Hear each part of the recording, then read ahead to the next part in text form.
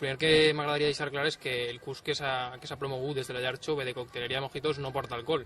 Vull dir, en ningú moment la llar jove promou ningun tipus de curs en el que se facin aquest tipus de coses, i el curs de mojitos, que quede ben clar que no té alcohol, és un curs per aprendre a fer tipus de còctels, que pensarem que ara que venia l'estiu seria una iniciativa que a la gent de la Pobla li podria parecer acertada i atractiva.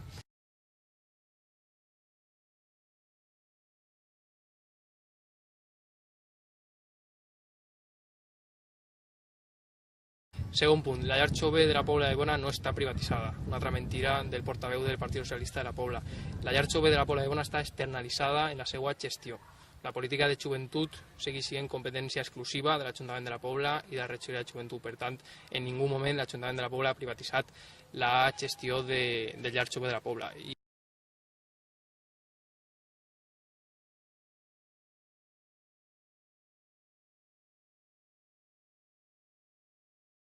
I el tercer punt, per el que respecta a les polítiques de joventut, crec que no és una cosa que tinga que entrar a valorar el portaveu del Partit Socialista si li pareixen més o menys adequats i menys demanar la dimissió de ningú. Crec que és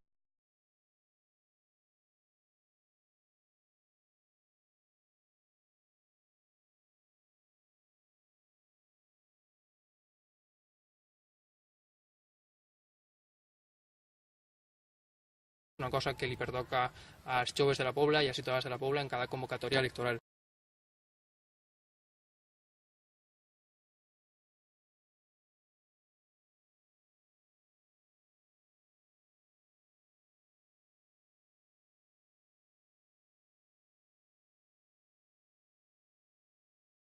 En els últims mesos, 246 persones que han participat de la gamma d'ofertes, de cursos i activitats que hem posat a terme des de la regidoria de joventut. Per tant,